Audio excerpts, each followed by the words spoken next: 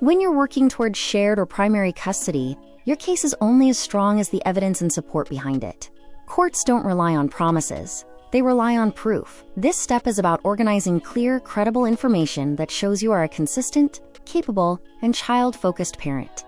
Start with evidence. Gather documentation that reflects your daily involvement. This includes school records, attendance logs, report cards, medical records, and communication with teachers or doctors. Save messages that show coordination with the other parent, especially when you're being cooperative and solution-focused. Keep a parenting journal with dates, times, and descriptions of your involvement. Pickups, meals, homework help, extracurriculars. The goal is to show a pattern, not just isolated moments. Next, identify witnesses. Choose people who have directly observed your parenting. This could be teachers, coaches, daycare providers, family friends, or relatives.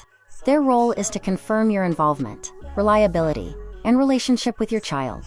Make sure they can speak to specific examples, not just general opinions. Courts give more weight to witnesses who are neutral and consistent. Finally, build professional support. This may include a family law attorney, mediator, or even a parenting coordinator if the court recommends it. In some cases, therapists, counselors, or child specialists can provide insight into your child's needs and your role in meeting them. If you've taken parenting classes or co-parenting courses, document that. It shows initiative and a willingness to grow. Everything you submit should be organized, labeled, and easy to follow. Think of your case like a timeline that tells a clear story. You show up, you stay involved, and you act in your child's best interest. Strong cases aren't built overnight. They're built with consistent, documented effort.